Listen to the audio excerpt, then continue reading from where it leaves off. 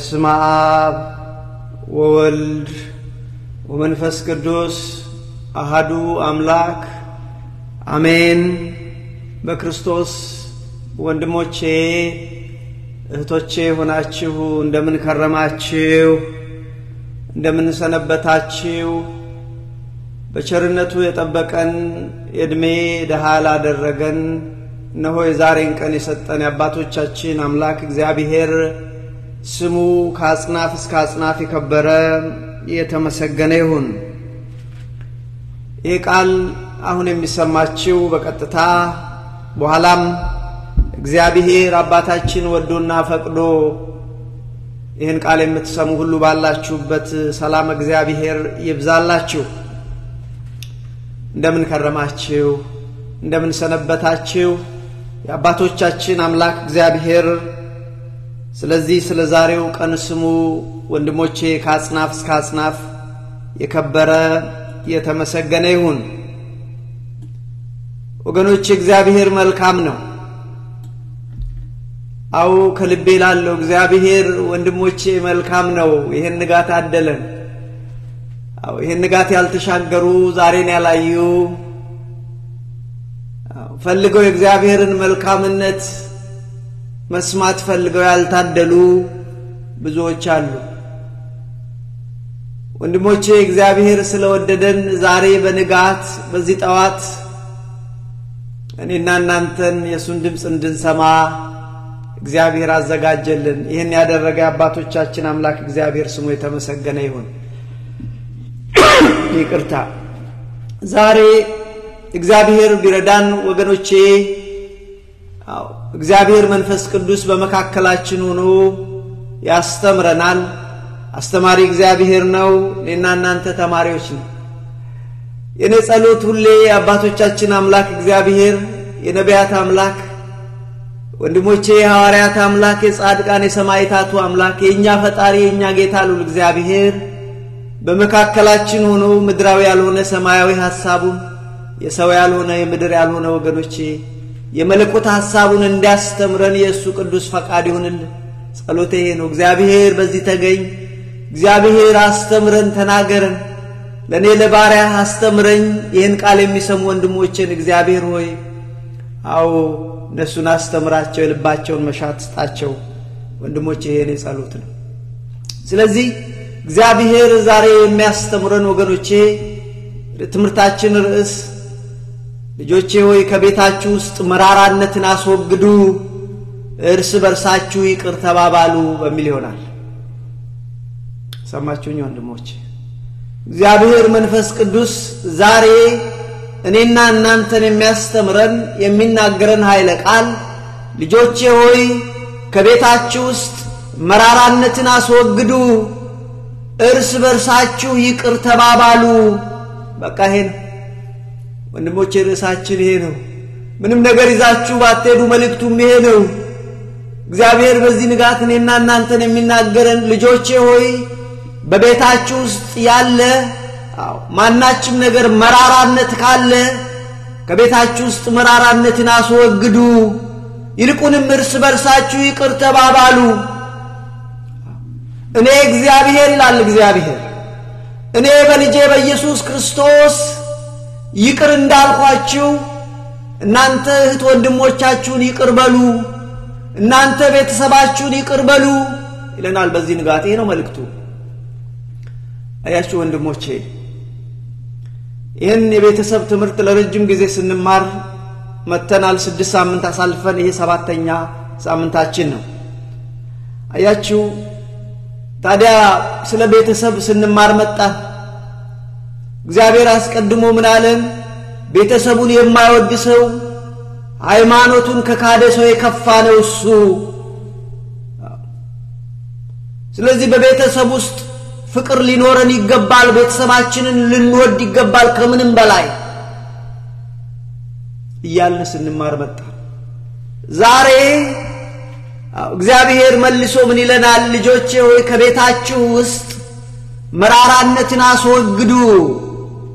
በቤታችሁ ውስጥ ያለውን መራራነት ንቀሉት፣ አስወግዱ፣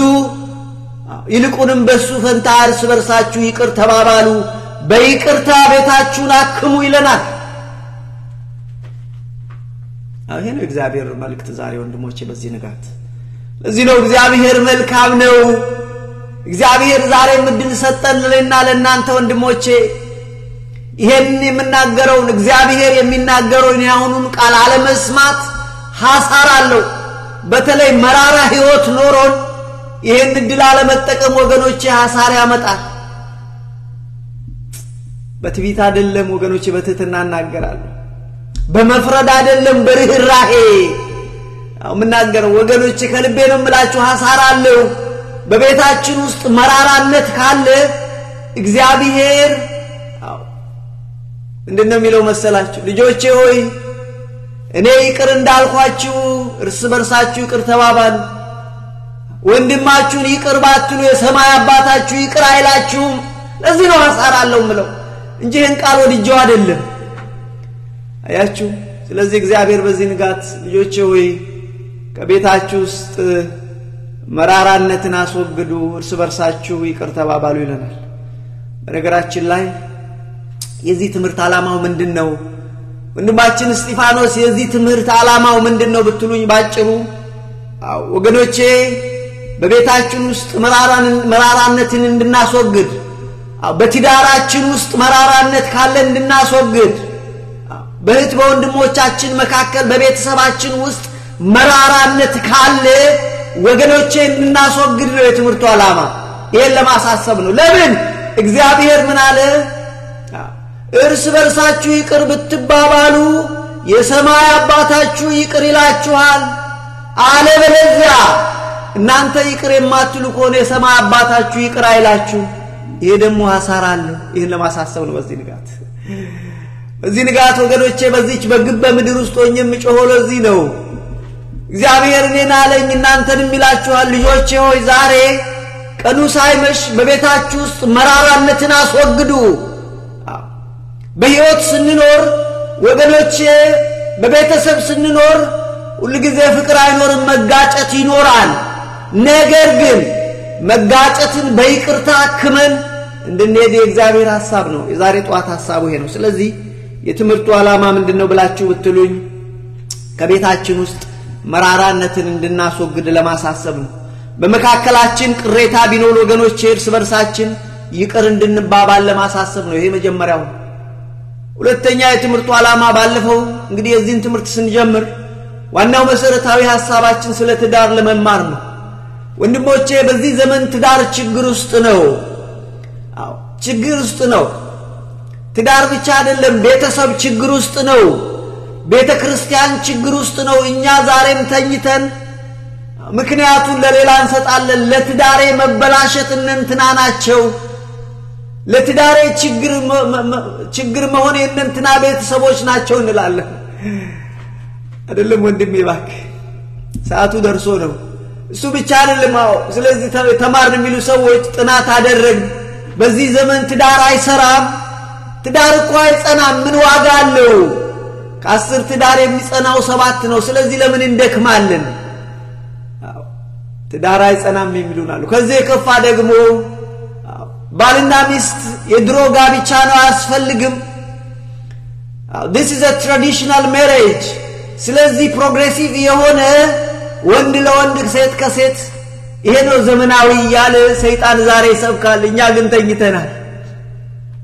በቤታችን ውስጥ በትዳራችን ለተነሳው ጸብ ክርክር ምክንያት እንፈልግለታለን። ይሄ ብቻ አይደለም ወገኖቼ፣ ይሄ ነገር አድጎ በቤተሰባችን ውስጥ እንደዚሁ ነው። በዚህ ዘመን በቤተሰብ መካከል ፍቅር አይታይም። ልጆች ወላጆቻቸውን አይወዱም፣ ወላጆች ልጆቻቸው ላይ ቅሬታ አላቸው። እናት ልጇ ላይ፣ ልጅ እናቷ ላይ፣ እህትና ወንድም እንደዚሁ። ይሄ ብቻ አይደለም ወገኖች፣ ይሄ ነገር አድጎ በቤተ ክርስቲያን ውስጥ አለ፣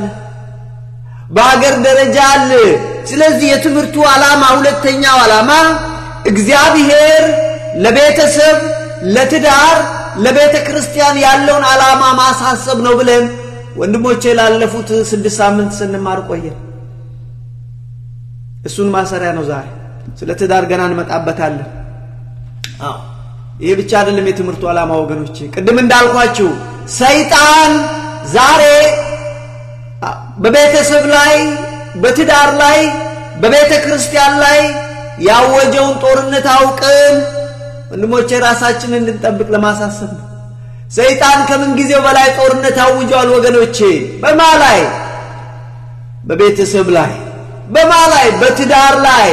በማላይ በቤተ ክርስቲያን ላይ ለምን ያቃላ እነዚህ ሶስት ተቋማት ማለት ትዳር ቤተሰብ ቤተ ክርስቲያን የእግዚአብሔር ሐሳብ የሚፈጸምባቸው እግዚአብሔር ለኛ ያለው ዓላማ በእነዚህ ተቋማት ይከወናል ስለሚያቅ ይሄንን አስቀድሞ ማፍረስ አለበት ለዚህ ወገኖቼ ሰይጣን ጉግማን ጉጉን ይዞ በትዳር ላይ በቤተ ክርስቲያን ላይ በቤተሰብ ላይ ጦርነት አውጇል እኛ ግን ዛሬ ምክንያት እንሰጣለን we give excuse after excuse አያችሁ እንግዲህ ባለፈው ከኔ ጋር የነበራችሁ አሁን የተናገርኩት ሶስቱ የትምህርቱ ዓላማ ናቸው ማለት መራራነት ከቤታችን እንድናስወግድ ለማሳሰብ እግዚአብሔር ለትዳር እግዚአብሔር ለቤተ ክርስቲያን እግዚአብሔር በተለይ ለቤተሰብ ያለውን ዓላማ ማሳሰብ በተለይ ደግሞ የሰይጣንን ክፋት አውቀን ሰይጣን ከምን ጊዜውም በላይ ጦርነት ማወጁን ተረድተን እንድንጠነቀቅ ለማሳሰብ ነው ይሄ ነው የትምህርቱ ዓላማ ባለፈው ወገኖቼ የተማርነው ምንድነው ብለን ብንል በወፍ በረር ለማስታወስ ወደ ለቱ ትምህርት ከመሄዴ በፊት ለማንሳት ያህል ምናል ስንጀምር ትምህርታችን እንግዲህ እንዳልኳችሁ ለ6 ሳምንት ተምረናል ዛሬ ይሄኛው ሳምንት 7ኛ ሳምንት ነው በቤተሰብ ጉዳይ ምናልባት የመጨረሻ ይሆናል በርግጥ ትምህርቱ ስለ ቤተሰብ ስንማር ስለ ትዳር እናነሳለን ስለ ትዳር ስናነሳ ወገኖቼ ስለ ቤተ ክርስቲያን እናነሳለን እነዚህ ሶስት የሚመስሉ ግን አንድ የሆኑ ሶስቱም የእግዚአብሔር ሐሳብ ከግብ እንዲደርስ እግዚአብሔር የሰራቸው ተቋሞች ናቸው ስለዚህ አይለያዩ ትዳር አውርተን ቤተሰብን ማንሳት አይቀርም ቤተሰብን አንስተን ቤተ ክርስቲያን አይቀርም የተያያዙ የተሳሰሩ ናቸው ለምን የእግዚአብሔር ዓላማ ነውና ስለዚህ ወገኖቼ ባለፈው እንግዲህ ስንጀምር ምን አለን ቤተሰቡን የማይወድ ሰው ሃይማኖቱን ከካደ ሰው የከፋ ነው ምንም ጥያቄ የለውም ሃይማኖቱን የካደ እግዚአብሔር የለም ያለ ሰው ወገኖቼ በደሉ የከፋ ነው ከሱ የበለጠ ይላል እግዚአብሔር ቃል አያችሁ ባለፈው የተማርነው ይሄንን ነው ምናልባት ይሄ ትምህርት ያመለጣችሁ ወንድሞቼና እህቶቼ ቤተ እስጢፋኖስ በሚለው የዩቲዩብ ቻናል ገብታችሁ በተጠቀሙበት መልካም ነው ብዬ መክራለሁ ስለዚህ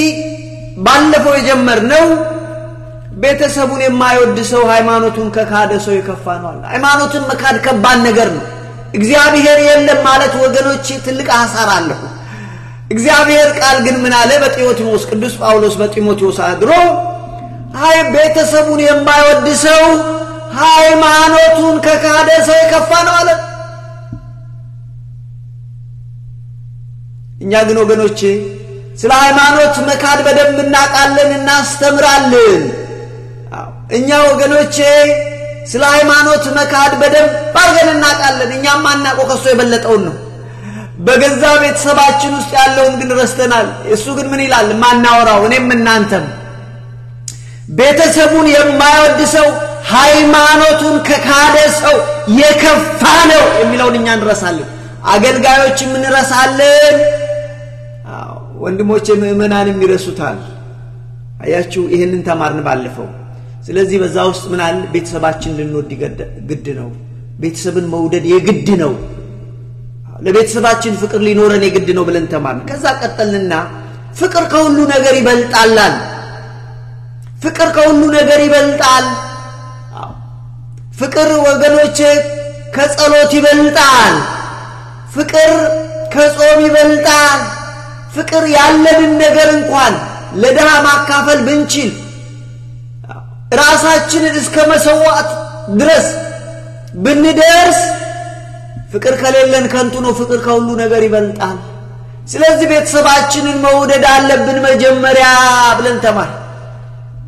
እንደውም አስተዋውሳለሁ ሌላው ያነሳነው ወገኖቼ ፍቅር ከአገልግሎት ይበልጣል መዝሙር ከመዘመር ይበልጣል ስብከት ከመስበክ ይበልጣል በቅዳሴ ከማገልገል ይበልጣል ወይም በሌላ የቤተ ክርስቲያን አገልግሎት ዘርፍ ከማገልገል ይበልጣል ቤተ ክርስቲያንን ከማገልገል ይበልጣል ፍቅር ቤተሰብን መውደድ ፍቅር ወገኖቼ ማህበረሰብን ከማገልገል ይበልጣል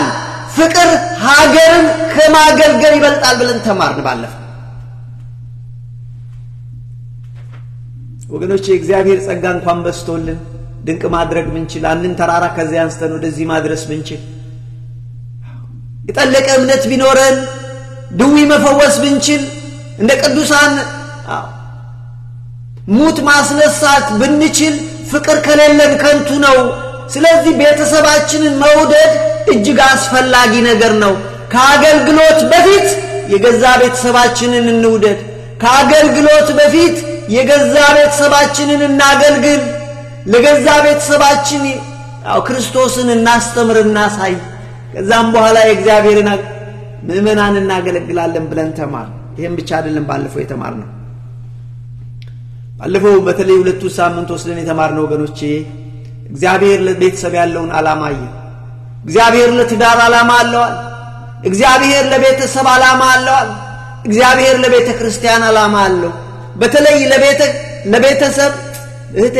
ሰላም እግዚአብሔር ይብዛልሽ እንዴት አለሽ ጽግዬ እግዚአብሔር ለኛ ዓላማ አለው ብለን ተማርነው ወንድሞቼ ስለዚህ ምን አለን ስንማር እግዚአብሔር ገና ከመጀመሪያው ሰውን ሲፈጥረው ሰው ብቻውን እንዲሆን አይገባም አያስፈልግም ብሎ እግዚአብሔር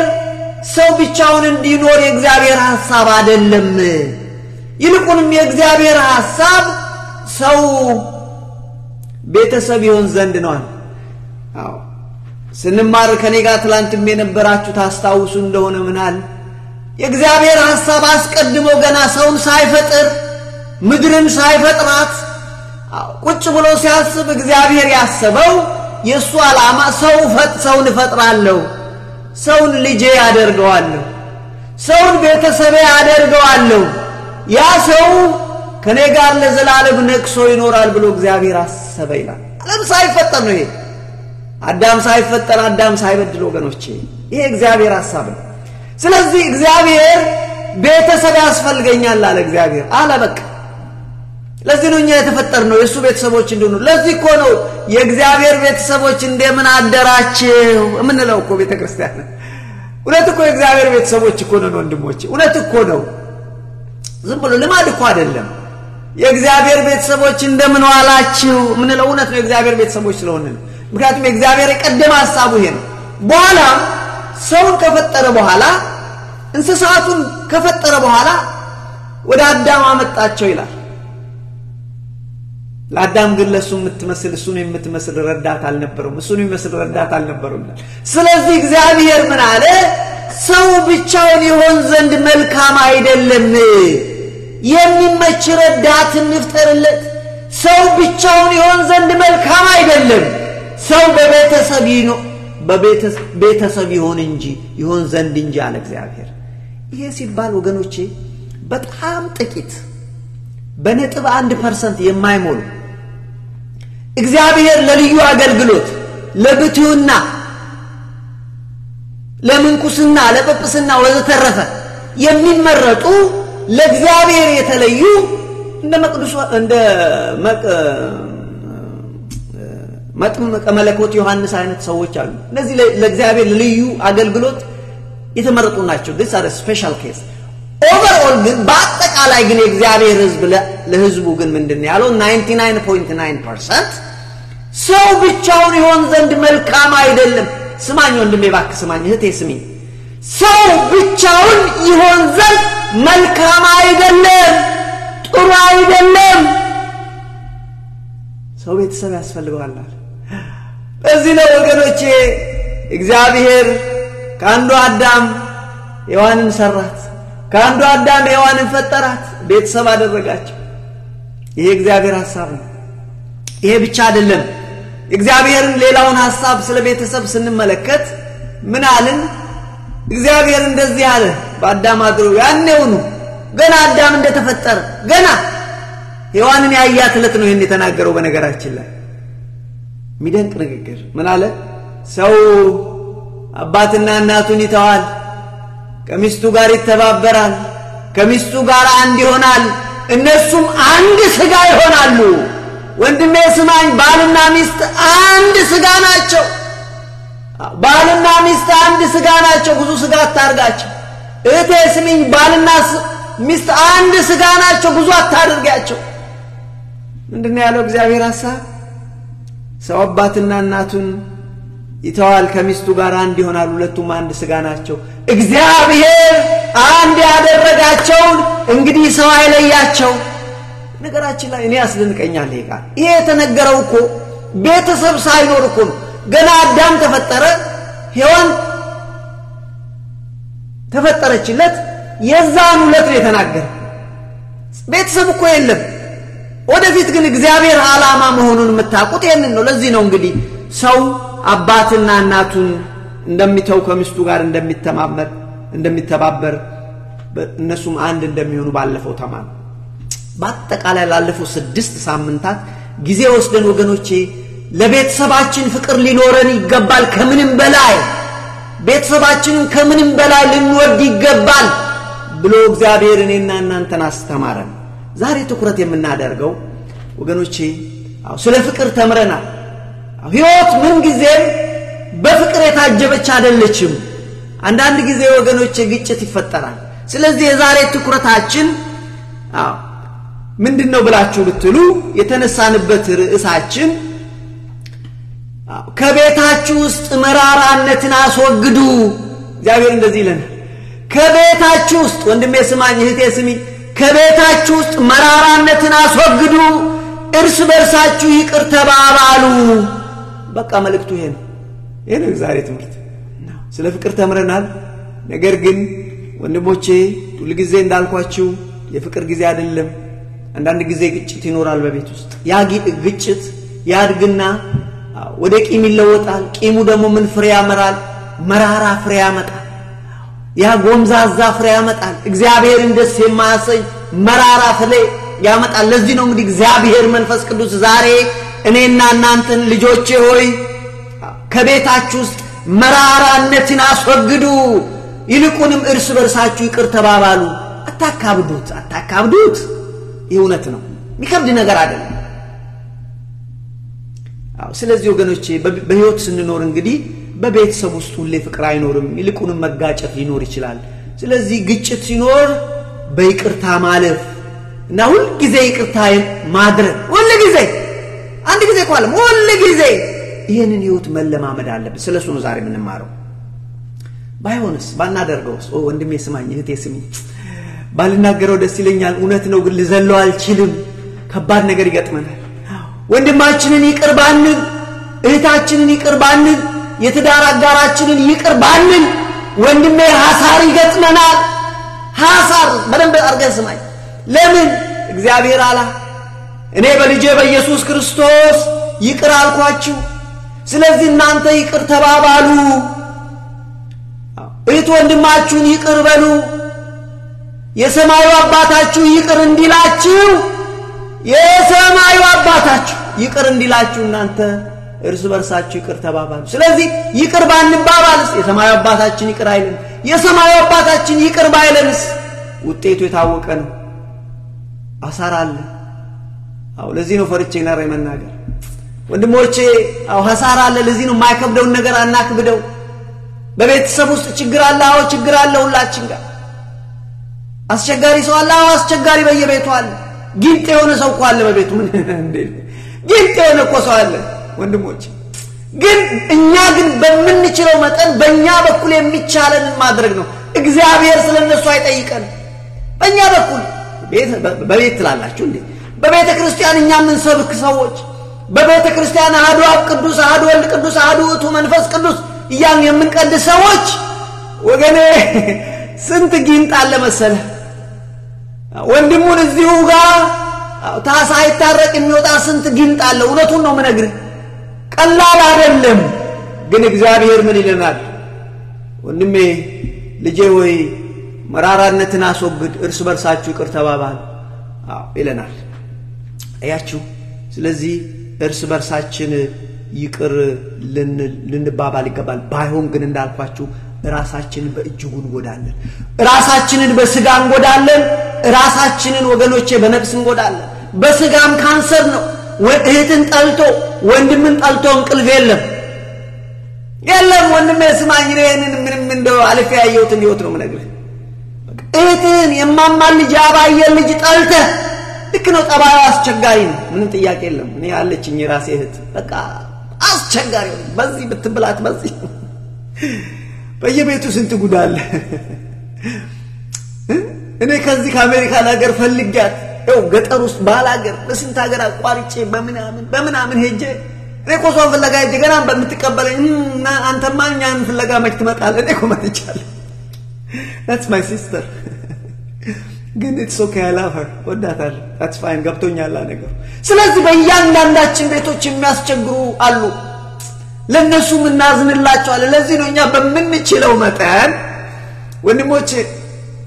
በመንችለው መጠን ወገኖቼ ይቅርታ ማድረግ ይጣበቅብናል እግዚአብሔር ይቅርታ እንድናደርግ ይፈልጋል አያችሁ እስቲ አሁን እንደዚህ እናረጋለን በይቅርታ ዙሪያ ወይም ደግሞ የበደሉን ሰዎች ይቅር በማለት ዙሪያ ማወቅ የሚገቡን 7 መሰረታዊ ጭብጦች እናነሳለን very important ናቸው 7 አንድ ክርስቲያን ሊያቃቸው በይቅርታ ዙሪያ ወንድምን እህትን ይቅር በማለት ዙሪያ 7 important principles ወይ መርሆች አሉ አንደኛው ማወቅ ያለብን pay attention ማድረግ ያለብን እግዚአብሔር ዓለሙን በልጁ በኢየሱስ ክርስቶስ ይቅር እንዳለ ምክንያት አለው ቅድም ብያችኋለሁ የሱ ሐሳብ እኛን ቤተሰብ ለማድረግ ነው ቤተሰብ ለማድረግ በልጁ በኢየሱስ ክርስቶስ እኛን ይጠቀልለን ዘንድ ነው ስለዚህ እኛ ግን በደልና አጠፋን ስለዚህ ምን አደረገ የራሳቸው ጉዳይ እነዚህ ብሎ አልተወን በአንድ ልጁ በኢየሱስ ክርስቶስ ይቅራለን ይሄ ፕሪንሲፕል ነምበር 1 ወይም ደግሞ መርህ አንድ ነው እግዚአብሔር ዓለምን በልጁ በኢየሱስ ክርስቶስ ይቅራል እግዚአብሔር እንደዚህ ሲያደርግ እናንተም ይቅር በሉ ሲለን ነው ወንድሞቼ ነው ይሄ ብቻ አይደለም ሁለተኛው ልንገራችሁ ሁለተኛው መድኃኒታችን ኢየሱስ ክርስቶስ በስጋ ማርያም በተገለጠና በዚህ ምድር በተመላለሰ ጊዜ ብዙ ጊዜ ሲያደርግ የነበረው ይቅርታ ሲያደርግ ነበር ይቅር ይላል በደረሰበት ልጄ ሆይ በደልሽ ይቅር ተብሏል ሂጂ ተነሽና ሂጂ ልጄ ሆይ ኃጢአት ይቅር ተብሏል ተነስተህ ሂድ በቃ ይቅርታ ማድረግ ነው ይቅርታ ነበር ሲያደርግ የነበረ የሁለተኛው ለምሳሌ በሉቃስ ወንጌል ምዕራፍ 7 ላይ ማርያም ምን ተፍረት ቤተክርስቲያን ተላታለች ያቺ ስምዖን ቤት አንድ ፈሪሳዊ ቤት ገባ ይላል ያቺ ኃጢአተኛ በሰው ዘንድ ኃጢአተኛ የሆነች ከውጪ ስትሮጥ መጣች ሽቶ ይዛ ነበር በእግሩ ላይ በፀጉሩ ላይ አፈሰሰች እያለቀሰች በእንባዋ እግሩን እያጠበች ሰዎች ግን እቺኮ ይሄ ሰው ነብይ ቢሆን ኖሮ እቺን ሴት ማንነቷን ባወቀ ነበር አሉ ሰው እንደዚህ ነው የሚላችሁ ሰው ራሱን በደል አያውቅም በእናንተ ይፈርዳል እሱ ግን ምንድነው ያደረጋት ብዙ ታሪክ ውስጥ አልገባም ነጥቤን ብቻ ነው ማሳለፍ እንፈልገው ልጄ ሆይ ሰውየው እንዳማ ባወቀ ያጋባዡ ስምዖን እንዳማው ባወቀ ስማ ስምዖን ሆይ ስማ እቺን ሴትዮ አየህ ከገባው ጊዜ ጀምሮ አንተ የእግሩ አላቀረብክልኝም እቺ ሰው ግን በእንባዋ አጠበችኝ አንተ ፎጣ አላቀረብክልኝ እሷ ግን በፀጉሯ እግሬን አጠበችው አበሰችው አየህ እቺ ሴት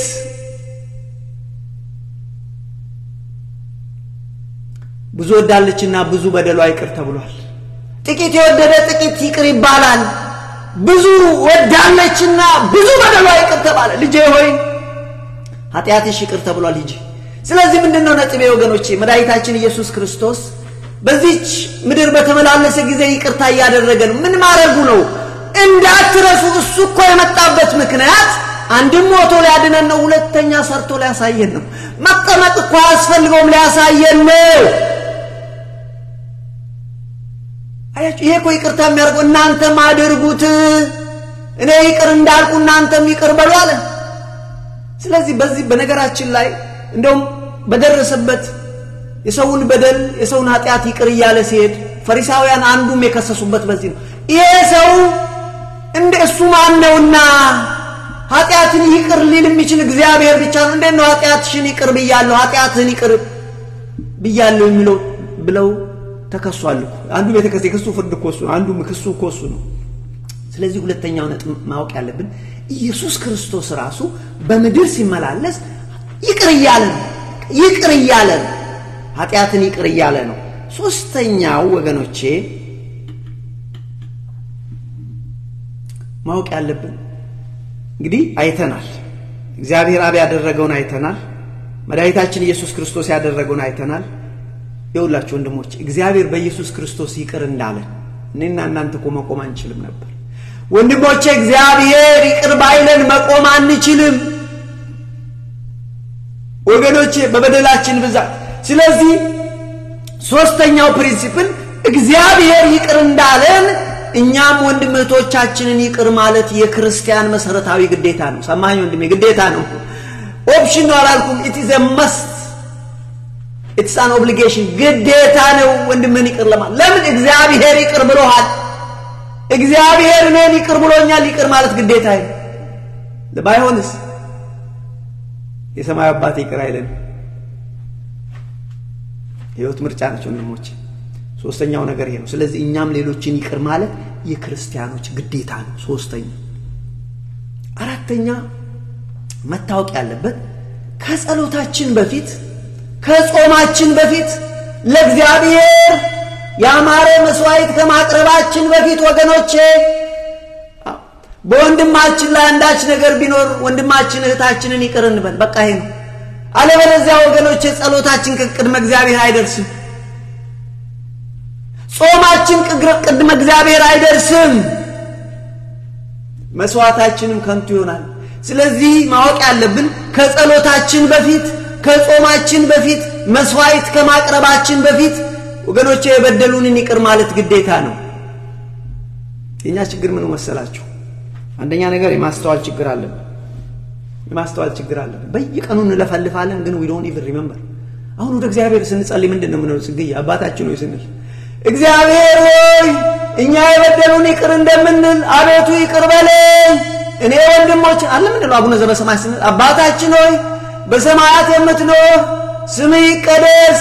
መንግስትህ ትምጣ ፍቃድህ በሰማይ እንደሆነች እንዲሁ በምድር ትሁን የዕለት እንጀራችንን ስጠን ዛሬ በደላችን ሁሉ ይቅር በለን እኛም የበደሉን ይቅር እንደምንል really ይሄንን አንድ ቀን አቋርጠናል በቀን 3 4 እንለዋለን አይደል ግን ይዘናል ግን ውስጣችን ወላላታችን ላይ ይዘናል ይዘን እኮ ነው የምንጸልየው እኛም እግዚአብሔር ብለን እኮ እኛም እግዚአብሔር ማንን ነው እናታልለው እኮ እንዴት ነው ኮንፌስ ያደረግን እዚህ ጋር እኛም የበደሉን ይቅር እንደምንል እግዚአብሔር በደላችንን ይቅር በለን ግን አናደርገው በጣም እኮ የሚያሳዝን ነገር ነው ወገኖቼ አያችሁ ስለዚህ ግን ከጸሎታችን በፊት ግን ወንድሞቼ እህት ወንድሞቻችንን ይቅር እንድንነው በነገራችን ላይ አቡነ ዘበሰማያትን ጸሎት አባቶች በአንድምታ በሚስጥር ሲያስተምሩት የሚቀድመው እንደም ያኛው ነበር በትርጉም በኋላ ላይ ተደረገ ነው እንጂ መጀመሪያ ላይ ይቅር ማለት ነው ጥያቄው መጀመሪያ ይቅር ማለት ስለዚህ ማቴዎስ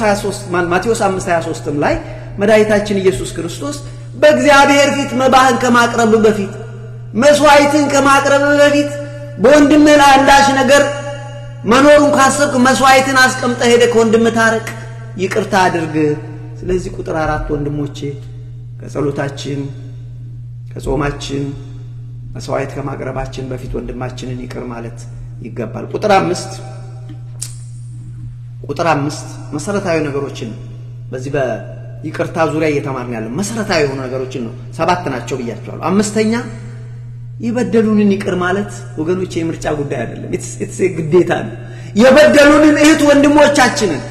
የበደሉንን ባልንጀሮቻችንን ይቅር ማለት ወንድሜ it is not an option ምርጫ አይደለም ግዴታ ነው ባንል ሐሳር ይጠብቀናል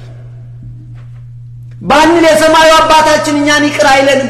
የሰማዩ አባታችን ይቅር ካላለን መጨረሻችን ምን እንደሆነ የታወቀ ሐሳር አለ ስለዚህ የበደሉንን ይቅር ማለት ወገኖቼ ምርጫ ሳይሆን ግዴታ ነው ስድስተኛው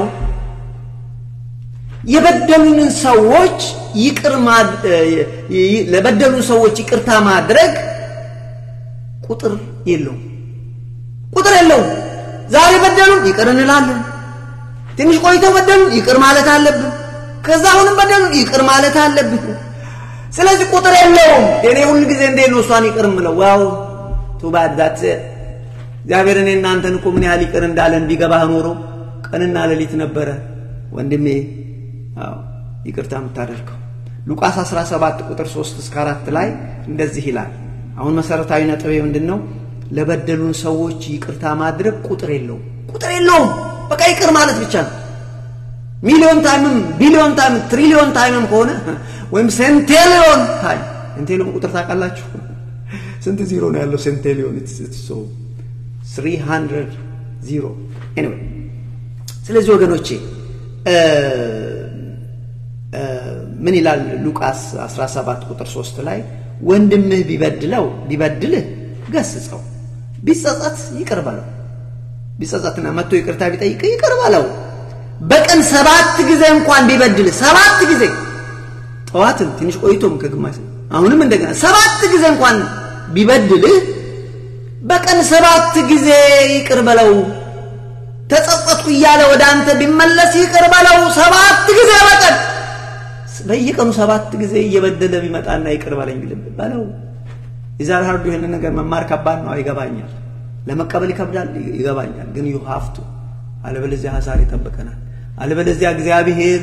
7 አንንጂ እኔና እናንተ ኃጢያት ሚሊዮን እግዚአብሔር ይቅር ብሎን ነው ወገኖቼ ስለዚህ የመጨረሻው ይቅር የማይል ልብ ይቅር የማይል ሰው ይቅር የማይል ልብ ይቅር የማይል ስብዕና ወገኖቼ በእጅግ የከፋ ኃጢያት ውስጥ መሆኑን መረዳት አለብን ይቅር የማይል ሰው ይቅር የማይል ልብ ይቅር የማይል ስብዕና በእጅግ የከፋ ኃጢያት ውስጥ እንደሆነ ማወቅ አለብን በጣም ያሳዝናል ከዚህ መስዋዕት ኃጢያት ይቅር አይባልም ይቅር ካልተባለ ሰው ኃጢያቱ ይቅር ካልተባለ ደግሞ መጨረሻው ሲኦል አያችሁ ይሄንን እኮ መድኃኒታችን ኢየሱስ ክርስቶስ በምሳሌ እኮ አስተምሯል ማቴዎስ ወንጌል ምዕራፍ 18 ላይ ማቴዎስ ወንጌል ምዕራፍ 18 ላይ አንድ ንጉስ ይላል ይሄንን ማመጣላችሁ ወገኖቼ ይቅር የሚል ልብ ሊኖረን ይገባል እንደዛ አይነት የክርስቶስ ልብ ሊኖር ክርስቶስ ለዚህ ነው የክርስቶስ ልብ ያስፈልጋቸዋል የሚለው እሱ ሁሉ ይቅር ማለት ነው ስራው ይገርም ነው እግዚአብሔር እኮ ስለዚህ መድኃኒዓለም ክርስቶስ ራሱ ምን ብሎ አስተማረ አንድ ንጉስ ነበረ አንድ ጌታ ነበረ ይሄ ሰው ለባሮቹ መክሊት አከፋፍሎ ሰጥቶ ሄደ ነግዳችሁ አትርፋችሁ ጠብቁኝ ብሎ ሄደ በሩቅ አገር ከብዙ ጊዜ በኋላ ተመልሶ ተቆጣጣራቸው ጠርቶም እስቲኑና አስረክቡኝ አለ የመጀመሪያ የጠራው ሰውዬው ወገኖቼ ገንዘቡን አባክኖት ነበር ገንዘቡን አጥፍቶት ነበር የለው በዚህ ጊዜ ንጉስ ተናዶ ይሄ ሰው የሰጠውትን መክሊቴን ገንዘቤን አባክኗል ስለዚህ ሚስቱ ልጆቹ የሚገርማችሁ ሰውዬው ብቻ እኮ አይደለም ቅጣት አንዳንድ ጊዜ የማይረዳው ሰው እኛ እኮ በምንሰራው ኃጢያት እኮ ቱ ዘ ጀነሬሽን ይላል do you know that አይ ሰው አለመረዳት ለቤተሰብ ሁሉ ይተርፋል እኮ አንድ ሰው በደል ስለዚህ ምን አለ መድኃኒዓለም ይሄ ሰው ሚስቱ ልጆቹ ንብረቱ ሁሉ ይሸጥ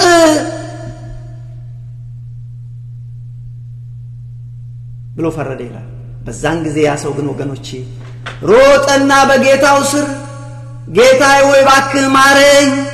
አቤቱ ይቅር በለኝ ራራልኝ ጥቂት ቀን ስጠኝ ሰርቼ ከፍልሃለሁ አለው በነገራችን ላይ ይሄን ቃል የተናገረው መድኃኒዓለም ክርስቶስ ነው ራሱ ባለቤቱ ምንም ኤክስኪዩዝ የለንም ስለዚህ እግሩ ላይ ወድቆ እባክህ ቀን ስጠኝ አለው በዚህ ጊዜ ጌታው አዘነና መልካም ጌታ ስለነበረ it's okay እዳህን ብቻም አይደለም በቃ ጠቅላላውን ተምረሃል ጎ ሂድ በቃ ተማር ምህረትን ተቀብሎ ሄደ ተማረ ልክ እንደ ይሄ እኮ በነገራችን ላይ እግዚአብሔር ያ ንጉስ የተባለው እግዚአብሔር ነው ያኮ የበደለው እኮ እኛ ነን ወገኖች ክርስቶስ እኮ ምሳሌ ሰጠው ለዚህ እኮ ነው እንጂ እንደዛ አይነት ሀፕን አድርጎ አይደል ልክ ሲወጣ ከንጉሱ ገንዘብ ላይ 100 ዲናር የሰጠው ሰው መንገድ ላይ ያገኘው ለሌላ ያበደረው ሰው ነበር መጣ ያም ደግሞ ዘፍ ያለ መጣ ወንድሜ አንተ አይደል 100 ዲናር አለ ያኛውም ደግሞ ወገኖች ያልተሳካለትም ነበር ወንድሞች ያልተሳካለትም ነበር እሱም ደግሞ አጥፍቶት ነበር የጌታውን ገንዘብ የለኝም እባክህ ይቅር በለኝ ቀን ስጠኝ እባክህ ማረኝ ብሎ ብሩ ላይ ወደቀ ማረኝ ይሄ ተማረ ሰው ልብ አድርጉ ምህረት ያገኘ ነው ሰውዬ ስለዚህ በዚህ ጊዜ ኖ አንጡ ይሄን ሰው ይወሰዱልኝ አለና አፋፍሶ ወይኒ ቤት አስከተተው ይላል ይሄንን ሲያደርግ ያዩ የጌታው የዋናው ጌታ ባሮች አዩና ሄደው ለንጉሱ ነገሩት ለጌታው ለዋናው ንጉስ ለጌታው ነገሩት አየ ጌታ ሆይ ቅድም ምህረት ያደረክለት ሰውዬ አንተ የማርከው ሰውዬ ምህረት የሰጠው ሰውዬ አንድ ውጪ ሌላ ዳህ አግኝቶ ምህረት ሳያደርግ ይቅርታ ሳያደርግ እንደዚህ እኮ አደረገው አሉ በዚህን ጊዜ ይላል ቃሉን ላምብላችሁ ማቴዎስ 18 ላይ በዚህን ጊዜ ቁጥር 31 ላይ ባልንጀሮች የሆኑ ባሮች ያደረገውን አይተው እጅግ አዘኑ መተው የሆነውን ነገር ለጌታቸው ገለጡ ከዚያ ወደ ጌታው ጠርቶ አንተ ክፉ ባሪያ ስለለመንከኝ ያን ሁሉ ዕዳ ተውኩልህ ስለለመንከኝ ያን ሁሉ ያንተን ዕዳ ተውኩልህ እኔ እንደማርኩህ ባልንጀራ የሆነውን ያን ባሪያ ልትምረው ላንተ ሳይገባህምን እኔ ይቅር እንዳልኩ አንተ ይቅር ልትለው አይገባህምን አለው ጌታውም ተቆጣውና ዕዳውን ሁሉ እስኪከፍል ድረስ ለሚያሰቃዩት አሳልፎ ሰጠው ከናንተ ያንዳንዱ ወንድሙን ከልቡ ይቅር ካላለ ከናንተ ቁጥር 35 በደንብ ያዟት ቁጥር 35 ከናንተ ያንዳንዱ ወንድሙን ከልቡ ይቅር ካላለ እንደዚሁ ደግሞ የሰማይ አባታችሁ ያደርግባችኋል ሐሳር ይጠብቀናል ያልኩት ለዚህ ነው ይቅር ባንል ወንድሞቻችን ይቅር ባንል እህቶቻችንን ሐሳር ይጠብቀናል አላ እኔ ቆል ጻፍኩትም ለምን ከኔ ጋር ተጣላላችሁ አሁን ከናንተ ያንዳንዱ ወንድሙን ከልቡ ይቅር ካላለ እንዲሁ ደግሞ የሰማይ አባት ያደርግባችኋል ወገኖቼ ይሄ ምሳሌያዊ ንግግር እኔ ምህረት አደረኩላችሁ ክርስቶስ እኔ ይቅር አልኳችሁ ብዙ በደል ነበረባችሁ ይቅር አልኳችሁ ስለዚህ እናንተም እህት ወንድሞቻችሁን ይቅር በሉ ስለዚህ ይሄንን ያነሳውበት ምንድነው ሰባተኛው ላይ ያነሳናት ነጥብ ይቅር የማይልብ ይቅር የማይል ስብዕና በእጅግ የከፋ ኃጢያትና በደል ውስጥ መሆኑን እንረዳ ስለዚህ ሰባቱ ነገሮች ምንድናቸው ብለን ብንል በይቅርታ ዙሪያ ወይም ደግሞ የበደሉንን እህት ወንድሞች ይቅር በማለት ዙሪያ ሰባቱ መሰረታዊ ጭብጦች ምንድናቸው ብለን ብንል አንደኛ እግዚአብሔር ራሱ ዓለሙን በልጁ በኢየሱስ ክርስቶስ ይቅር አለ መድኃኒታችን ኢየሱስ ክርስቶስ ደግሞ ሲገለጥ ራሱ ደግሞ ይቅር ይያለ ሰው ሁሉ ሲፈርዱ ይቅር ልጄ ሆይ በደል ይቅር ተብሏል ይቅር ብያለሁ ሂድ ይያለ ይቅር እንዳለ ሶስተኛ እኛ ክርስቲያኖችም መሪያችን የሃይማኖታችንን መሪና ጀማሪና ፈጻሚ ኢየሱስ ክርስቶስን አሪያ አድርገን እህትና ወንድሞቻችንን ይቅር ማለት ይገባል ሶስተኛው አራተኛው ከምንም ነገር በፊት ከጸሎታችን በፊት ከጾማችን በፊት መስዋዕት ከማቅረባችን በፊት ወንድምና እህታችን ይቅር ማለት እንደሚገባ ተማ አምስተኛው የበደሉን ይቅር ማለት ምርጫ አይደለም it's not an option please listen to me my brother and sisters it's not an option ምርጫ አይደለም የበደሉን ይቅር ማለት ግዴታ ነው ባይሆንስ ቅድም እንኳን አነበብነው ባይሆን የሰማዩ አባታችሁ እንደዚህ ያደርጋችሁ እናንተ ይቅር ባትሉ የሰማዩ አባታችሁ ይቅር አይላችሁ እንዴት አድርገን ይሄን እንግዲህ መግለጽ እንችላለን ስድስተኛ ለበደሉ ሰዎች ይቅር ማድረግ ቁጥር የለው ባለፈው ይቅር አልኳት ዛሬም ደግሞ እንዴ 7 ጊዜ እንኳን በቀን 7 ጊዜ ቢበድል 7 ጊዜ ይቅር በለው በቀር ስለዚህ ይቅርታ ቁጥር የለውም በመጨረሻ ይቅርታ ልብ የሌለው በሌላ አነጋገር የክርስቶስ ልብ የለው ማለት የክርስቶስ ልብ የሌለው የሚምር የይቅርታ የፍቅር ልብ የሌለው ሰው ትልቅ ችግር ውስጥ ነው ያለው ብለናል እንግዲህ አያችሁ ይሄንን ተመለከተ እዚህ ጋር አንድ ነገር ቆም ብለን ራሳችን ትንሽ እንመርምር እስቲ ራሳችንን ቤተሰባችንን ቤታችንን እስቲ ትንሽ እንመርምር ዛሬ ቤታችን ውስጥ ምንድነው ያለው ወገኖች ራሳችንን መርምር ይጠቅመናል ብንመርምር በቤታችን ውስጥ ሰላም አለ ፍቅር አለ ይቅርታ አለ ይቅር መባባል አለ ወገኖች ካላችሁ እግዚአብሔር ስለናንተ የተመሰገነ አጥብቃችሁ ያዙት እንዳይሰበር እንደ እንቁላል ያዙት እንደ ወርቅ ያዙት እንደ አልማዝ ያዙት ለምን ሰይጣን ወገኖቼ ጉማንጉን ይዞ ወጥቷል ትዳርን ሊረብሽ ቤተሰብን ቤተክርስቲያንን ሊረብሽ ስለዚህ ወገኖቼ ስለዚህ ራሳችንን መመርመር ያስፈልጋል በጣም የሚደንቀኝ ነገር ወይም የሚደንቀው ነገር በአንድ በኩል ፍቅር የሚባል በቤታችን በህይወታችን ውስጥ የለም በሌላ በኩል የሚደንቀው ደግሞ ጸሎታችንን አላቋረጠም በሶስተኛ ደረጃ የሚገርመኝ ደግሞ ምንድነው ያው ለጸልያለን እግዚአብሔር አይሰማንም ይላል ወንድሜ ያው እግዚአብሔር ይሰማል ወንድሜ ይሰማል እግዚአብሔር ጸሎትን ይሰማል ጸሎትን ያልሰማበት ጸሎታችን ያልተሰማበት ምክንያት በቂም በበቀል ውስጥ እርማችንን ይዘን እኮ ነው የምንጸልየው እኛ ቋን እግዚኦ ማረና ክርስቶስ እንል እግዚኦ ማረና ክርስቶስ እንል እኮ እርማችንን እዚህ ጋር ደብቀን ለዚህ ብለን እኮ እግዚኦ ደብቀናታል እኮ እዚህ ጋር ደብቀናታል ለዚህ ብለን እኮ ነው look my friend አይሰራም it doesn't work እግዚአብሔር እኮ አለ ታስታውሱ እንደሆነ በመጽሐፈ ኢያሱ ምዕራፍ 7 ላይ ጋይ የምትባል በእንግሊዝኛው AI ይሏታል ጋይ የምትባል ትንሽ መንደር ነበር ይችላል ኢያሱ ስንቱን ኢያሪኮን የመሰለ ስንት ድል ያደረገ በጋይ ተሸነፈ ለምን እንደተሸነፈ ታውቃለህ ልመናና ጸሎቱ ወገኖቼ እርም ይዞ ነበር የሱ ሰዎች ኢያሱ አይደለም የሱ ሰዎች ጋይ ምዕራፍ 7 ሄዳችሁ አንብቡ በዛች ላይ ምን ይላል ሰላዮችን ላከ እንደሌላው ጊዜ ጦርነት በነዛ በአይዛብ ነገስታት ሊወጋ ጋይ በተባለችው ላይ ጦርነት ለማድረግ ሰላዮችን ላከ ይላል ሰላዮች ሄዱና አዩት ካዩ በኋላ አይ ጌታችን ኢያሱ ሆይ 3000 ሰው በቂ ነው ብዙ ሰው አናድክም አይ ማድከም አያስፈልግም ማለት አናድክም 3000 ሰው ይበቃል 3000 ሰው ሄደን በእነሱ ድል እናረጋቸዋለን በነገራችን ላይ ጦርነት ሲያረጉ ተሸነፉ እነዛ ወገኖቼ ይው አሳደዷቸው ድራሻቸውን አጠፉ እንደው ምን ይላል ልባቸው የእስራኤል ልብ ቀለጠ ይላል በዛን ቀን ኢያሱ በእግዚአብሔር ታቦት ውስጥ ተደፋ ይላል በእግዚአብሔር ታቦት ፊት ተደፋ ኦ የአብርሃም አምላክ የይስሐቅ አምላክ ያዕቆብ አምላክ ምን በደልን እግዚአብሔር አንተ ራሱ ውጡ አላልከንም አንተ ራስ እነዚህን የአይዛብ ነገስታት በእጃቸው አሳልፈ ይሰጣለው አላልከን ነው እግዚአብሔር ለምን ይሄ ደረሰብን አለ ኢያሱ ለምን በኔ ታለቅሳለ እናንተ እኮ እርም እኮ በውስጣችሁ አለ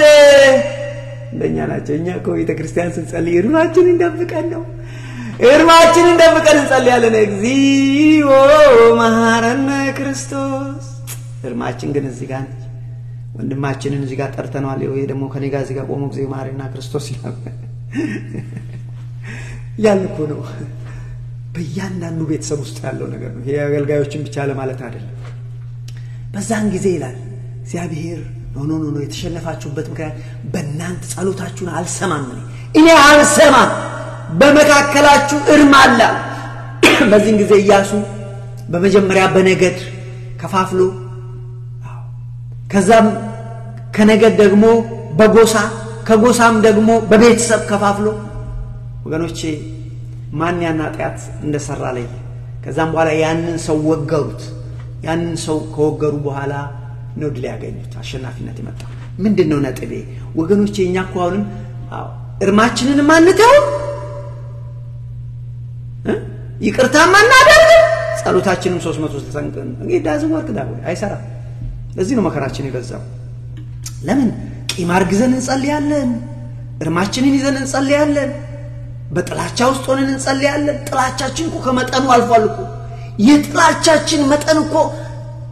I don't have a word እንደ ቤተሰብ እንደ ህብረተሰብ እንደ ቤተክርስቲያን እንደ ሀገር እኮ የጥላቻችን መጠን እኮ I can't have a word ትልቅ የተባሉ አባትን ስንናገር በእድሜ የበለጸጉ አባትን ዩቲዩብ ላይ ወተን ስንሳደብ አኮ ምን ችግር የለም ያኮ ውስጥ ያረገዝነው ነገር ስላለ ትንሽ ስተት እንኳን ተሰራ ቢባል ስንናገር እኮ አፋችን ድሮ እኮ ዝም ባላፍ ዝም ባይገባም አሁን እኮ እኛ ዝም ብቻ አለም ጠቅላላው ኩሻንኩሽ ሁሉ ገብቷል እኮ አፋችን ጠቅላላው ጋትማ አፋችን ሲከፈት የሚወጣው ነገር ስለዚህ እግዚአብሔር ቃል ግን ምንድነው የሚለው እግዚአብሔር ቃል ስለዚህ ጉዳይ በወንድምህ ላይ ቅሬታ ቢኖርህ መስዋዕትህን አታቅርብ ማቴዎስ 5:23 እንግዲህ መባህን በመሰዋያ ላይ ብታቀርብ በዚያም ወንድምህ አንዳች ባንተ ላይ እንዳለው ብታስብ ከዚያ በመሰዋያ ፊት መባህን ቶውና ሂድ አስቀድመህ ከወንድምህ ጋር ታረቅ በኋላ መጥተህ መባህን አቅርብ ባይሆንስ አሳሪ ገጥማል ይላል ባይሆንስ ይሁን ቁጥር 25 አብረው እንደዚህ ይላል ቁጥር 25 ላይ ይቅርታ ወንድምህን ባላጋራ ያልከውን ሰው ይቅርታ አድርግለት ባይሆን ግን አሳሪ ገጥማል ይላል ይሁን አብረው በመንገድ ሳለ ከዛ ባላጋራ ካልከው ሰው ጋር ፈጥነ ተስማማ ይሄ መድኃኒታችን ኢየሱስ ክርስቶስ ያለው እኮ ነው ከባላጋራ ጋር ፈጥነ ተስማማ ባላጋራህ ለዳኛ እንዳይሰጥ ዳኛውም ደግሞ ወደ ወይኒ እንዳይጥል እውነት ላለው የመጨረሻውን ሳንቲም እስክትፈልክ ድረስ ከቶ ከዛ ከወይኒ አትወጣም ይላል ምን ማለቱ ነው ይሄ እኮ ስለ ወይኒ የተደገረ ቃል አይደለም ይሄ እኮ ስለ ሲኦል ነው ስለዚህ ወገኖቼ ዛሬ ከዚህ ተነስተንኛም ቤተሰባችን ስለ ቤተሰባችን ህይወት መርምረን በቤተሰባችን ውስጥ ያለውን ነገር መርምረን ማከም ይገባል አያችሁ መራራነትን ይዞ መሄድ አይገባም የኛ አቋም ዛሬ የሚመስለው እኔ ወንድሜን የሚቀራልልም እህቴን የሚቀራልልም ጸሎቱንም አላቋርጥም ይሄ የትም አያደርሰን ጾምም ቢሆን ይሆን ወገኖች እንጾማለን አይደል አሁን ስንት ሁለት ሱባኤዎችን ጨረስን ሁለት ሳምንት ጨረስን አይደል ነገ ምኩራብ ነው አይደል ሶስተኛ ሳምንት ስለዚህ ጾምም ቢሆን ወገኖቼ ወንድምህን ይቅር ካላልካት ጾም ለምን ትደክማለህ እውነቴን እኮ ነው ከልቤ እኮ ነው ነገር ጾምም ቢሆን ይሆን ወንድማችን ሳንታረቅ ጾም በቅድመ እግዚአብሔር አይደርስም እኔ የምፈልገው ጾም ይሄ ነው ወይ በጥል በክርክር ሆናችሁ ጾማላችሁ ወንድሞቻችሁን ታስጨንቃላችሁ እኔ የምፈልገው ጾም ይሄ ነው ወይ ሰላምን ታደርግ ዘንድ ከወንድም ትታረቅ ዘንድ ነው አይ ዛሬ ግን ወገኖቼ በብዙዎቻችን ቤት ውስጥ መራራነት በቃ ጎምዛዛነት ፈቅ የከፋ መራራነት ይታያል ብዙ ሰዎች በአብዛኛው ጊዜ የማይረዱት ነገር አለ አንድ የሚያነሱት ለምንድነው ይሄ ሁሉ የሚሆነው በእኛ ቤተክርስቲያን ለምንድነው ይሄ ሁሉ የሚሆነው በእኛ ሀገር ወንድም ያልገባህም እንዴ የኔ ልጅ አባብ ያልገባህም እንዴ ትለኛለች ሰማችሁ ወንድሞች በቤት ውስጥ የሆነ ጉዳይ እኮ አድጎ ነው እኮ እንደዚህ በቃ መጀመሪያ በቤታችን ውስጥ አሳደግነው ቂም በቀልን ይቅር አለ ማለትን አልተለማመንም ይልቁን ማሳደግ ነው ያቂም የገዛ ትዳራችንን አፈረሰ በሱ ላይ አልቆመ ቤተሰባችንን አፈረሰው በሱ አልቆመ ኮሚኒቲያችን ጋር ደረሰ የአማራ ኮሚኒቲ የኦሮሞ ኮሚኒቲ የሶማሌ ምናምን አይን ላይ አንታይ አይደል የትግራይ ኮሚኒቲ የአማራ ኮሚኒቲ አይ ሰማችሁ ወንድሞች ከዛስ አገር ደረጃ ደረሰ ዛሬ እኔ አማራ ነኝ እኔ ኦሮሞ ነኝ እኔ ትግሬ ነኝ ስለዚህ ይሄ መራራነት ከየት መጣ ይሄ ሰው ደም ማፍሰስ ከየት መጣ ከቤት የተጀመረ ነው እሱ ነው አድጎ ላይ ደረሰው ግንኛ we are still blaming somebody እንትና ናቸው እኮ ለኛ ትዳር መውደቅ እንትና እኮ ናቸው ለኛ ቤተሰብ ችግር እኮ የሆኑብን ምቀኛ ስለሆኑ እንትና እኮ ናቸው በእኛ ኮሚኒቲ ላይ እኮ እንትና ዘሮች እኮ ናቸው ዛሬም ደግሞ እንትና ዘሮች እንዲህ ስላደረጉን ነው እንትና አይደለም ወንድሜ እንትና የሰይጣን አሽክላ ሊሆኑ ይችላል የሰይጣን መሳሪያ ሊሆኑ ይችላል ችግሩ ግን ከኛው ከውስጣችን የተነሳ አየህ ስለዚህ ሰዎች አይደር ቤተክርስቲያንም ይሆን ዛሬ ቤተክርስቲያን ውስጥ ያለው ጠብና ክርክር ምንድነው ከቤት የተጀመረ እኮ ነው ከቤት ጀመረ እያደገ ሄደ ቤተክርስቲያን ደረጃ ሄደ ቤተክርስቲያንን መከፋፈል ጀመረ አደገ ሲኖዶስ ደረጃ ሄደ ሲኖዶስን መከፋፈል ጀመረ ጳጳሳት ደረጃ ደረሰ ጳጳስ ቤቱ ስንቱን ልጥራው ግን እኮ ከዚህ ከቤት የጀመረ ነው ይቅርታ ልብ የለንም እግዚአብሔር መንፈስ ቅዱስ ግን ዛሬ ምንድነው የሚለን ልጆቼ ሆይ በሕይወት ስትኖሩ በቤተሰብ ውስጥ መጋጨት ሊኖር ይችላል ቂም መያዝ አያስፈልግም ይልቁንም ጠላት መሆን ይሄ አኖሞሲቲ ወይም ጠላትነት አይገባም ይቅር ተባባሉ በሕይወታችሁ ውስጥ መራራነት አያስፈልግም ሰዓት ስላለቀ አንድ ነገር ብቻ ልያችሁ ልጨርስ እግዚአብሔር ምንድነው የሚለው ግጭት ሊኖር ይችላል ይቅር መባባል ያስፈልጋል በይቅር ታክሙት ከሕይወታችሁ ውስጥ ለዚህ ነው ርዕሳችን ልጆቼ ሆይ ከሕይወታችሁ ውስጥ ከቤተሰባችሁ ውስጥ መራራነትን አስወግዱ ክርስቶስ ይቅር እንዳላችሁ እርስ በርሳችሁ ይቅር ተባባሉ ከመልእክቱ እኮ ይሄ ነው ወንድሞች እኔ አይደለሁም ይሄንን ነገር ያልኩት ቅዱስ ጳውሎስ በመንፈስ ቅዱስ ተሞልቶ እንደዚህ ያለ ማንንም በባልንጀራው ላይ የሚነቅፈው ነገር ወይም ቅሬታ ቢኖረው ይቅር ተባባሉ ክርስቶስ ይቅር እንዳላችሁ እናንተ ደግሞ እንደዚሁ አድርጉ አለ ላንብብላችሁ ስለሚጠቅም መዝለል አንችልም ይሄንን ላንብብ ቆላስይስ ምዕራፍ 3 ቁጥር 12 ጀምሮ እንደዚህ ይላል እንግዲህ እንደ እግዚአብሔር ምርጦች ቅዱሳን ሆናችሁ እናንተ እኮ እንደ እግዚአብሔር ምርጦች እናንተ እኮ ለእግዚአብሔር የተለያችሁ ቅዱስ እግዚአብሔር የለያችሁ ለክርስቶስ የተለያችሁ እኮ ናችሁ እንግዲህ እንደ እግዚአብሔር ምርጦች ቅዱሳን ሆናችሁ የተወደዳችሁ ሆናችሁ ምህረትን ርህራሄን ቸርነትን ትህትናን የዋህነትን ትዕግስትን እነዚህን ሁሉ ልበሱ እርስ በርሳችሁ ትዕግስት አድርጉ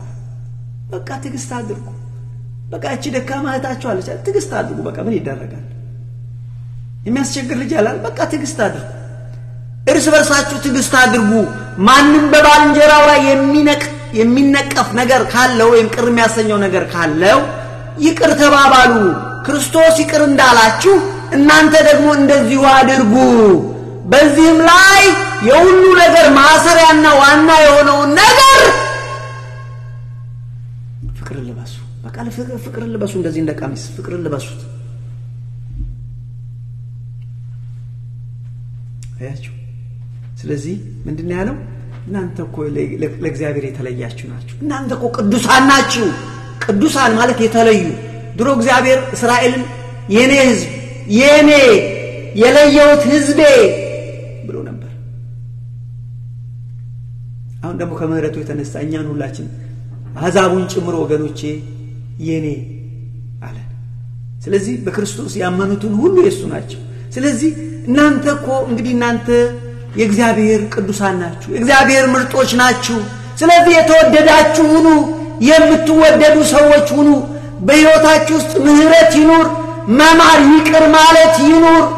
በሕይወታችሁ ውስጥ ርህራሄ ይኑር ምናልባት ወንድሜ ስላላወቀ ነው እንደዚህ ያደረገው እህቴ ስላልተረዳች ርህራሄ ይኑራችሁ ቸርነትም ደግሞ በዚህ ላይ አድርጉ በዚህ ላይ ትህትና ይኑራችሁ ምንም አይደለም ትህትና ይኑራችሁ ራሳችሁን ዝቅ አድርጉ ተሸነፉና አሸንፉ ክርስቶስ ተሸንፎ አሸነፈ እሱ እግዚአብሔር ሲሆን በባሪያ መልክ ተገለጠ ተሸንፎ አሸነፈ እናንተ እንደዚህ አድርጉ በዚህ ላይ የዋህነትን ህይወት አድርጉት የዋህነት ገርነት ሲሰድቧችሁ ሞኝ ናችሁ ይበሏችሁ እናንተ ለእግዚአብሔር ሞኝ ነው ትዕግስት ደግሞ አድርጉ ትዕግስት ይኑራችሁ ፔሸንት ይሄ በአንድ ቀን አይመጣም መለማመድ ይጠይቃል መጸለይ ይጠይቃል በአንድ ጊዜ እኮ የሚመጣ ነገር አይደለም ስለዚህ እርስ በርሳችሁ ትዕግስት አድርጉ ማንንም በባልንጀራው ላይ የሚነቅፈው ነገር ካለው ይቅር ተባባሉ ክርስቶስ ይቅር እንዳላችሁ እናንተ እንደዚህ አድርጉ በዚህ ሁሉ ላይ ዋና የሆነችው ባለፈው ተመረናል ፍቅር ዋና ነው በሕይወት ውስጥ ዋና የምን ፍቅር እግዚአብሔርን መውደድ ቤተሰብን መውደድ ወንድም እህትን እንደራስ መውደድ ፍቅር ዋናው ነው ብለናል ዋና በዚህ ላይ ዋናው ማሰሪያ ነው አለ የሆነው ፍቅርን ልበሱ እያችሁ ስለዚህ እግዚአብሔር መንፈስ ዛሬ ለኛ ያለው መልእክት ልጆቼ ሆይ ከሕይወታችሁ ውስጥ መራራነትን አስወግዱ ጥላቻን አስወግዱ መራራነት አይጠቅምም አያስፈልግም መራራነት በስጋም ካንሰር ነው እንቅልፍ አያስወስድም እውነት እኮ ወንድምን ጠልቶ እንዴት እንቅልፋል እህትን ጠልቶ ወንድሙን ገሎ እህትን ገሎ እኮ ጠልቶ እኮ አይሆንም መራራን ሰው አይገባም ግን አንዴ ምን መሰለ ሰዎች አንዴ ኃጢያት መስመሩን ካለፉት ይደነዝዛሉ that's ፍርዖን ላይ ሆነ አንዴ መስመሩን ካለፉ አይመል there is a red line ለዛ ሆነን እኮ ዛሬም ብለን ስንገድ ምንም አይመስልም ለምን ልትገሉ ስለ ወገኖቻችን ብለ ስለ ወገኖቻችን ብለ ሌላ ወገኖቻችን መግደል አለብን አይ ስለ ወገኖቻችን አይ በቃ we cross that line ስለዚህ እግዚአብሔር ምንድነው መራራነትን አስወግዱ ጥላቻን አስወግዱ መራራነት አያስፈልግም ይልቁንም እርስ በርሳችሁ ይቅር ተባባሉ ክርስቶስ ይቅር እንዳላችሁ እናንተ ደግሞ እንደዚሁ አድርጉ መጋጨት በህይወት ይኖራል መቆጣት ይኖራል ቂም ቋጥራችሁ ቂም አርግዛችሁ አትኑሩ መራራነትን አስወግዱ የይቅርታ ልብ ይኑራችሁ የክርስቶስ ልብ ይኑራችሁ አያችሁ እግዚአብሔር መሐሪ እንደሆነ እኛም መሐሪዎች እንድንሆን እግዚአብሔር ይፈልጋል ወንድሞቼ በደላችንን ይቅር እንዲባልልን እኛ ራሳችን ምንድነው በደላችን ይቅር እኛም የበደሉን ይቅር ማለት አለብን ለዚህ እኮ ነው ማቴዎስ 6:14 ላይ ምን ይላል ሰዎች ኃጢያታቸው ይቅር ብትሉ ለሰዎች ኃጢያታቸውን ይቅር ብትሉ የሰማይ አባታችሁ እናንተን ደግሞ ይቅር ይላችኋል ለሰዎች ግን ኃጢያታቸውን ይቅር ባትሉ አባታችሁ ኃጢያታችሁን ይቅር አይልም ኦ ማይ ጋድ ማቴዎስ 6:14 ለሰዎች ኃጢያታቸውን ይቅር ብትሉ የሰማዩ አባታችሁ እናንተን ደግሞ ይቅር ይላችኋል ለሰዎች ግን ኃጢያታቸውን በደላቸውን ይቅር ባትሉ አባታችሁ ኃጢያታችሁን ይቅር አይልም ይቅር ካላለ የት ነው ወይንዳፖር አያችሁ ስለዚህ እግዚአብሔር ልጆች እንድንሆን የይቅርታ ልብ ሊኖረን ይገባል ብዙ ሰው አንድ ነገር ብቻ በየልሰራው ሰዓቴ ስለሄደ አንዳንድ ሰዎች የሚያነሱት ነገር አለ እንዴት ይቻላል የበደለን ሰው አንተ እኮ እስጢፋኖስ ስላልደረሰብህ ነው ትላላችሁ ልክ ነው ምናልባት እናንተ ላይ የደረሰ አልደረሰብኝ ይሆናል ግን ሞኛቱ እኔ በእናንተ የደረሰውን አላቅ ይሆናል ግን የሰራዊት ጌታ እግዚአብሔር ያውቃል በደላችሁን ያውቃል የተጎዳችሁትን ያውቃል የሚያክመው እሱ እኮ ነው ምን ያረግ እስጢፋኖስ ቢያቅ ባያቅ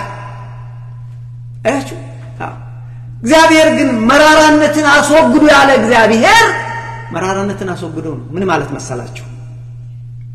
እግዚአብሔር እኮ በእኛ መራራ መሆን ይችል ነበር በበደልነው ሰዓት የራሳቸው ጉዳይ እድል ሰጥቻቸው ነበር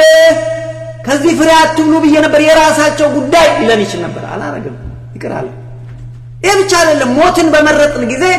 አንድ ልጁን ላከ እኛኮ አንድ ልጁን እኮ የሰው ልጅ እኮ የእግዚአብሔር ልጅ ገሏል እግዚአብሔር እኮ ዝም ብሎ ዓለም ይቅር የሚለው ይቅር በሉ የሚለው ራሱ እኮ ይቅር ብሎ ነው አንድ ልጁ ኢየሱስ ክርስቶስን እኮ መስቀል ላይ አውሎ እኮ ነው አያችሁ መድኃኒታችን ኢየሱስ ክርስቶስ ይቅር በሉ ሲል እኮ ራሱ እኮ የደረሰበትን ያውቃሉ የመገባቸው ያበላቸው ያጠጣቸው ወዳጆቼ ያሉት እኮ ነው የካዱት የሰቀሉት ያንን እኮ እሱ ያውቃል ተጎድቷል እኮ እሱ እና ለሱ እኮ ማስረዳት አያስፈልግም ስለዚህ እኛ እንዳንድ ሰዎች የሚያነሱት እንዴት አድርገን ይቅር እንላለን ወንድሜ ንገር እህቴ ስሚኝ ከኛ የሚፈልገው ፍቃደኝነት ነው እሺ ማለት እሺ ይቅርላለሁ ወንድሜን ይቅርላለሁ እሺ እህቴን ይቅርላለሁ ይሄ ነው ከኛ የሚጠበቀው ልባችን እንዴት ልቤ ኮሻል ይላል ዶሬ ባው ስለልብ ለምን አንተ በአፍህ አንተ በህሊና እሺ ስትል እግዚአብሔር ልብህን ይቀይረዋል እመነኝ እግዚአብሔር ልብህን ይቀይረዋል ከዛ ትተዋል እንደዛች እንደ ሩዋንዳ ሴት ሳባ ጎረቤቷ የሆነ ሰው መቼምኛ እንማር ወዳጇ ቡና አብሯት የሚጠጣ ሰው 7 ቤተሰቧን ባሏን ጨምሮ 7 ቤተሰቧን ገደለባት በኋላች ሴትዮ ይቅር አለችው እንዴት ቻልሽው ስትል እግዚአብሔር አስቻለ እግዚአብሔር ያስችላል ስለዚህ የኛ ከኛ የሚጠበቀው ወንድሞቼ ከኔና ከናንተ የሚጠበቀው አንድና አንድ ነገር ፍቃደኝነት ነው ፍቃደኝነት ካለን ስራውን የሚሰራ እግዚአብሔር ነው ትምርቴን ጫልረሱ ስለዚህ ዛሬ ተማርነው ምንድነው ለቤተሰባችን ፍቅር ሊኖረን ይገባል ለምን የተነሳንበት ቤተሰቡን የማይወድ ሰው ሃይማኖቱን ከካደ ሰው ይከፋ ነው ብለን ነው ሌላው ዛሬ ያነሳነው በቤተሰብ ውስጥ መጋጨት ይኖራል ኦኬ ነው ኖርማል ነው ነገር ግን ሁሉ ጊዜ የይቅርታ ልብ ሊኖረን ይገባል 7 ጊዜ ይበድሉን 7 ጊዜ ይቅር ማለት ይገባል እግዚአብሔር ይቅር ብሏል ቅዱሳን ይቅር ብለዋል በይቅርታ ነው ያለፉት ስለዚህ ወገኖቼ ይሄንን እንዴት ከማን እንማር? ከራሱ ከእግዚአብሔር እንማር። ይቅር ብሎን እኮ ከራሱ ከክርስቶስ እንማር፣ ከቅዱሳን እንማር። ቅዱሳን ይምራሉ ጊዜ እንደማሩ። ምን እናድርግ ወገኖቼ? የፍቅር ህይወት ይኑረን። ይሄ የውሳኔ ነገር ነው፣ መወሰን በቃ በቀረኝ ዘመን ቤተሰቦቼን ወዳቸዋለሁ፣ እህት ወንድሞቼ ታባቱ ይሁን ኑር በቃ ሲነፍ ምን ለምን ለየትኛው ዘመን ነው? ስለዚህ የፍቅር ህይወት ይኑረን። ወንድማችን እህታችንን የበደሉን ይቅር እንበል። ዛሬ በተባለ ሳይመሽ ዛሬ ነገ የሚገጥመንን አናውቅም። እኛ እኮ የእግዚአብሔር ቅዱሳን ነን። እኛ እኮ ለእግዚአብሔር የተለየን ነው። ስለዚህ የተለያችሁ ከሆነ ምህረትን፣ ርህራሄን፣ ቸርነትን፣ ትህትና፣ የዋህነት፣ ትዕግስትን ልበሱ ተብለናል። በዚህ ላይ ፍቅርን እንደሸማ ተጎናጸፉ ልበሱ ተብለናል። ያን እንልበስ። እኛ ወንድሞቼ የክርስቶስ ልብ ይኑረን። የመጨረሻ መልእክቴ ወንድሞቼ ዛሬም አልመሸም። እኔና ለእናንተ ዛሬም አልመሸም። እግዚአብሔር እድል ሰጥቶናል። ስለዚህ ዛሬ እናድርገው። ያስተማረን የመከረን የአባቶቻችን አምላክ እግዚአብሔር ስሙ የተመሰገነ ይሁን። ሰላም እግዚአብሔር ይብዛላችሁ። ሰላም ሁኑ። አሜን።